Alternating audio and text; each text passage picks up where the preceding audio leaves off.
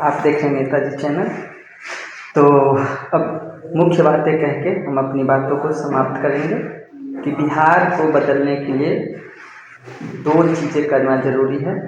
पहला कि हम सरकार के भरोसे न बैठे रहें कि सरकार 9 करोड़ लोगों की राशन पानी का व्यवस्था कर रहा है, उसमें से आधा आदमी राशन पानी नहीं लेता होगा जिनका भी वो राशन कार्ड बना है। तो सबसे पहले हम हाथ जोड़ के निवेदन करेंगे कि वो अपना अपना राशन कार्ड बंद करवा लें।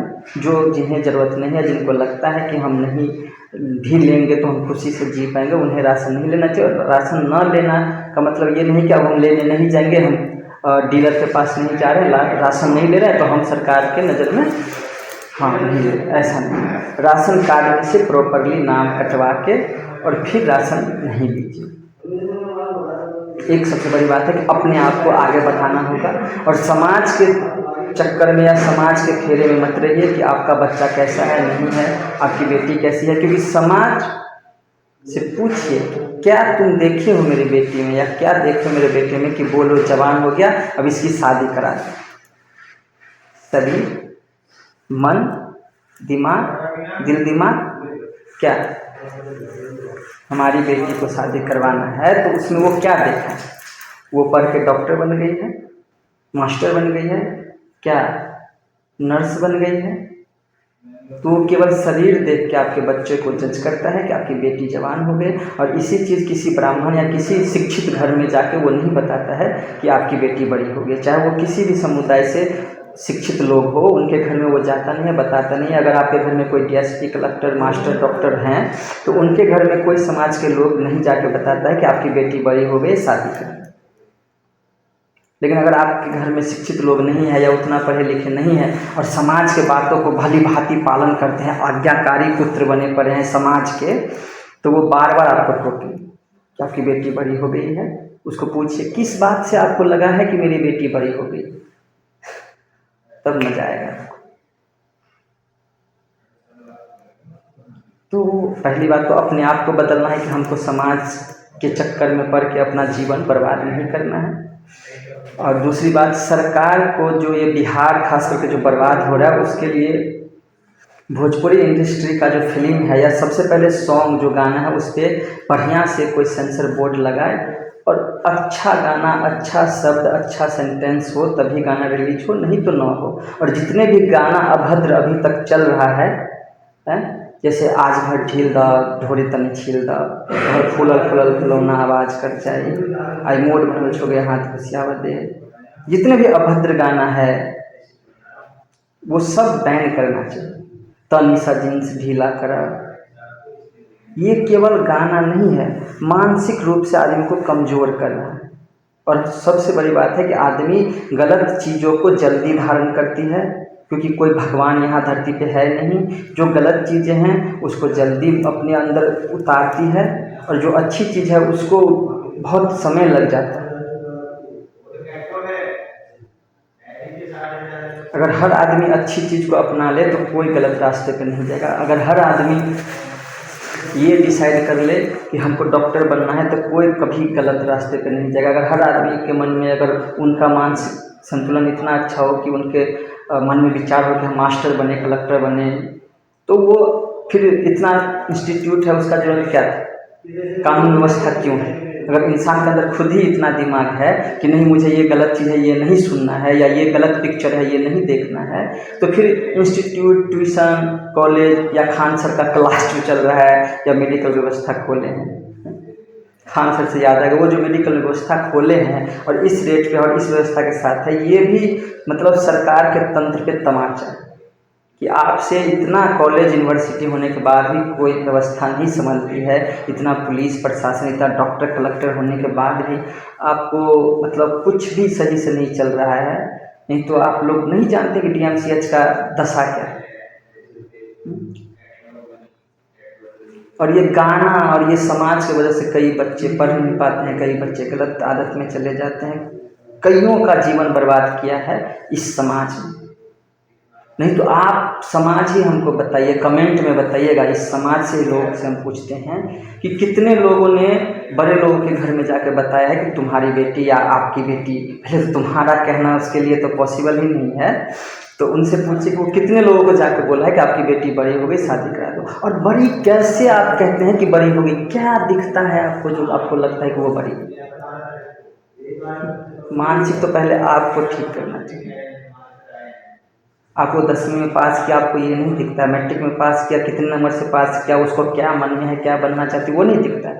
थोड़ी सी वो इधर उधर की शादी करो, 15 साल की हो गई, शरीर देखने में बड़ी हो गई, शादी करो। तो हम हाथ जोड़ कर निवेदन करेंगे, समाज अच्छी चीज़ों को प्रमोट करे। और भोजपुरी गाना को पहले आप खुद बंद कीजिए। सरकार के भरोसे मत बैठिए कि सरकार हर चीज़ करेगी, सरकार कब क्या करेगी उसको पता नहीं। आप कम से कम विवाह शादी में एक गाना का शेड्यूल चेक कीजिए, क्या आपको बजाना है, नहीं बजाना है, क्योंकि आपके बेटी का शादी है, आपके बेटे का शादी है। आप जो तय करेंगे वही गाना बजेगा।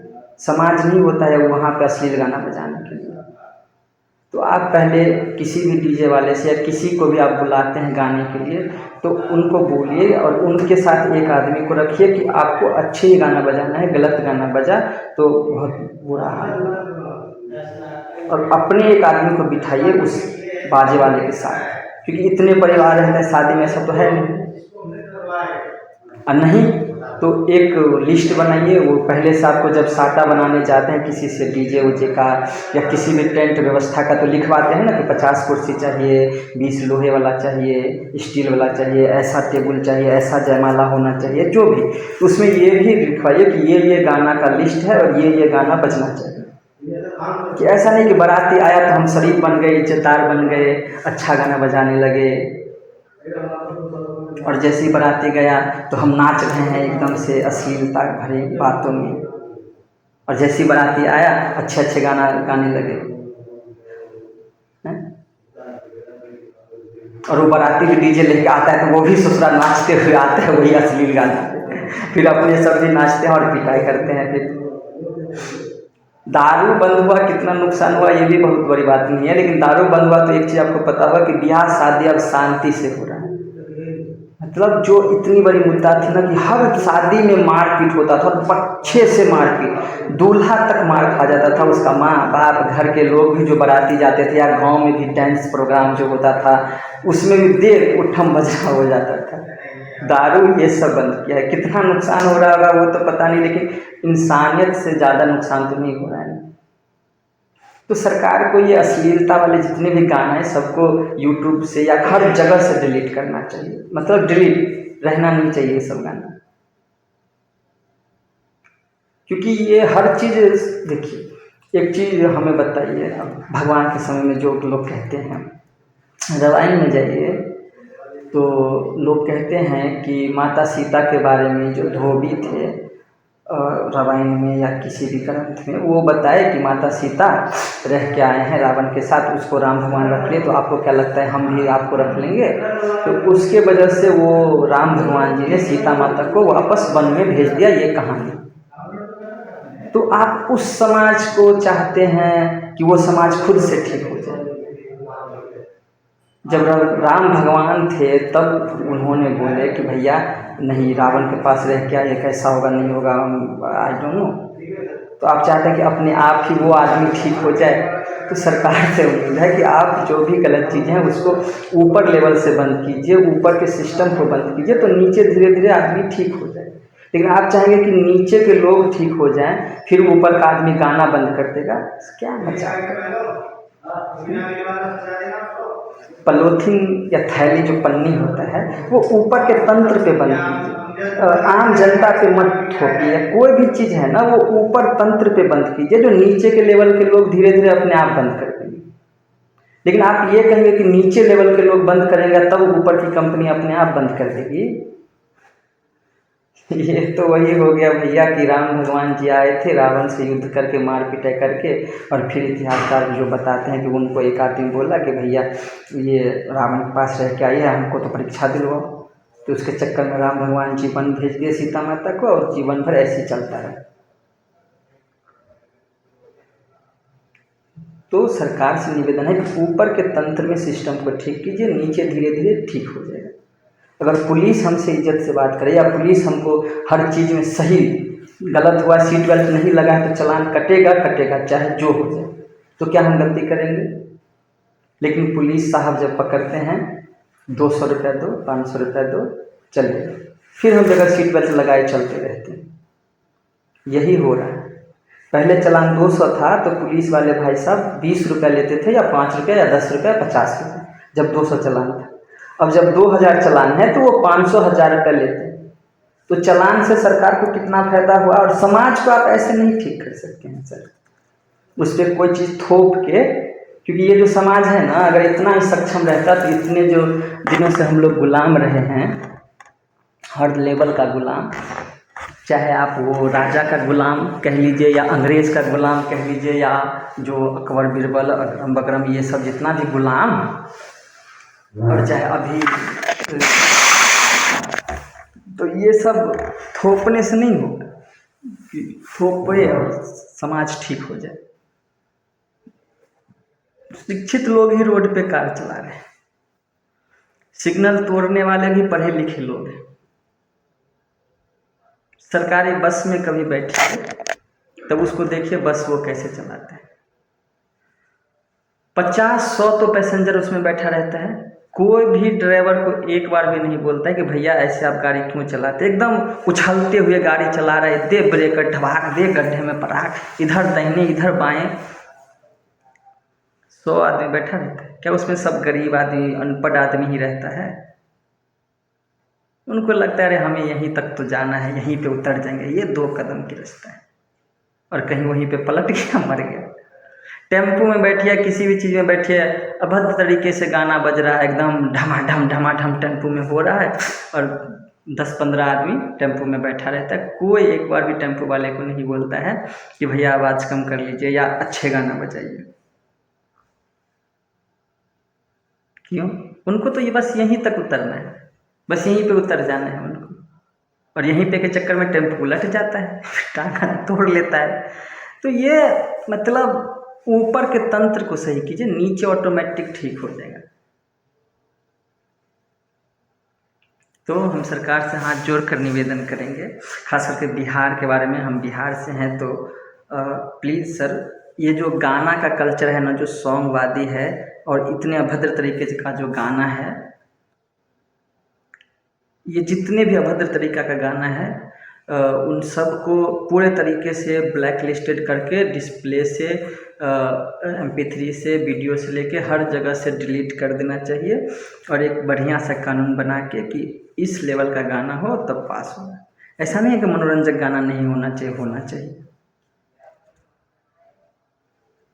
सब चीज़ मनोरंजन के लिए। लेकिन मनोरंजन का मतलब ये थोड़ी है कि ब्लू फिल्म दिखा देंगे किसी को। मनोरंजन का मतलब क्या है?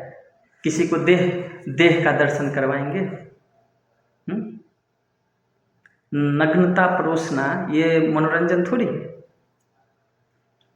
तो समाज को ठीक इतनी आसानी से नहीं कर सकते हैं, और समाज से भी हम हाथ जोड़ के निवेदन करेंगे कि अपने आप को भी धीरे धीरे आप अच्छा कीजिए। ऐसा नहीं कि अब कोई कुछ ऐसा कर रहा है आप उसको थोप दीजिए ज़बरदस्ती कि नहीं तुमको यही करना है, यही करना सही बात है।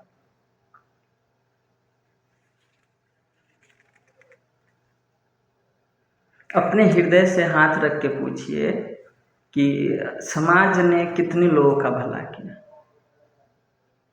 समाज एक लेबल है सर, समाज एक मतलब मुहरा है, उसको जो इस तरह से माइंड सेट उसका बना दिया गया है ना, कि उनको जो सब पता है वही सब बराबर बताते हैं। वो एक्स्ट्रा ना सोचना चाहते हैं, ना एक्स्ट्रा वो जानना चाहते हैं। जो उनको मालूम है पहले से वो आप पे थोपते चले जा रहे हैं। समाज के भरोसे बैठा रहेगा आदमी तो कोई इंजीनियर नहीं बनेगा, गांव का लड़का कोई डॉक्टर नहीं बनेगा। वो तो माँ बाप का जिद रहता है और घर का परिश्रम मेहनत रहता है जो आदमी कुछ आगे बढ़ पाता है। नहीं तो समाज के चक्कर में रहे तो उस बंदे को ही पकड़ के शादी करवा दे कि भैया आपके घर में ऐसा हो गया, ऐसा ना हो जाए, इसके लिए शादी कर दो, नहीं तो फिर बाप रे गलत हो जाएगा।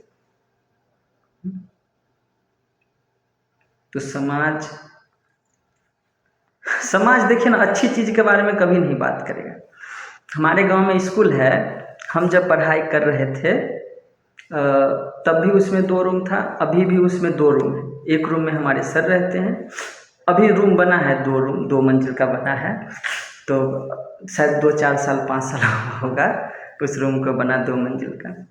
समाज ने कभी जाके कंप्लेन नहीं किया थाने में कि यहाँ पहली से लेके 8वीं तक का पढ़ाई, मतलब पहली कक्षा से लेके 8वीं कक्षा तक का पढ़ाई 3 टीचर थे जब हम पढ़ते थे, तो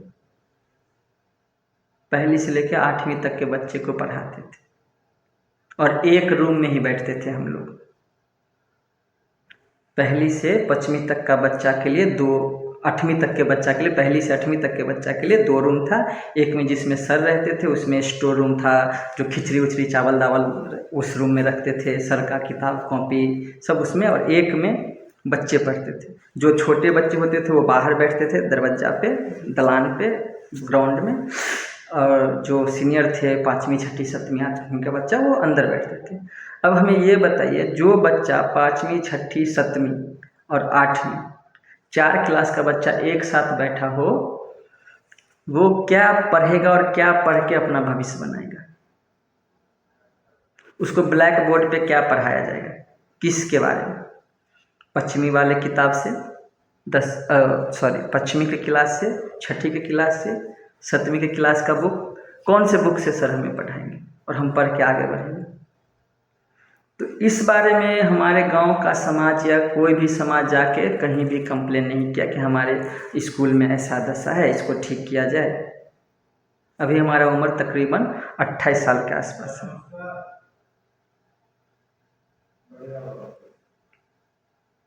पहली से लेके 8वीं तक का क्लास था, 2 रूम था। अभी 5 साल शायद पहले और रूम बना है, वो भी उसी ग्राउंड में। अब ग्राउंड भी नहीं है, पहले तो थोड़ा बहुत खाली जगह भी थी, अब नहीं है। और जबकि बताया जा रहा है कि वहाँ सरकारी ज़मीन है, सरकार अलॉट किए हुआ है बहुत सालों से, उसमें कोई काम नहीं चल रहा है। अब क्यों नहीं चल रहा है कोई पूछने वाला नहीं। समाज यहाँ पे कहाँ गए हैं? समाज वो काला चश्मा लगा लिए हैं ना, वहाँ खेलने का व्यवस्था है कि बच्चा क्या खेलेगा। तो खेलने हम लोग कहाँ जाते थे? नदी में। और नदी में जाओ खेलो और डूब के मर जाओ, फिर टीचर क्या करेंगे? वो किस किस को रोकेंगे? वहाँ ना दीवार है ना घेरने का जगह है, किसको रोकेंगे किसको घेरेंगे? तो वही है, समाज के चक्कर में पड़ के अपना जीवन बर्बाद न करें और देखें कि आपको क्या अच्छा लगता है, उस चीज़ के हिसाब से उस ढंग से अपने आप को रखें। और समाज के भरोसे बैठ के कुछ नहीं होने वाला है।